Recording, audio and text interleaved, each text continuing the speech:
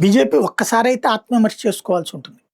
వాస్తవంగా అయితే గతంలో కర్ణాటక గాని, ఇతర రాష్ట్రాలు మధ్యప్రదేశ్ కానీ ఇట్లాంటి చోట్లన పార్టీలోకొచ్చినటువంటి ఎమ్మెల్యేలని రాజీనామా చేసి ముందు ప్రభుత్వాన్ని పడగొట్టేసి రాజీనామా చేయించి మళ్ళీ ఎన్నికలకు వెళ్ళింది.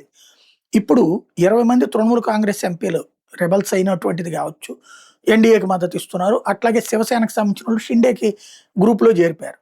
సరే షిండేది వదిలేస్తే ఇప్పుడు తృణమూల్ కాంగ్రెస్ వాళ్ళనైతే రాజీనామా చేయించి తీసుకుంటే బానే ఉంటది.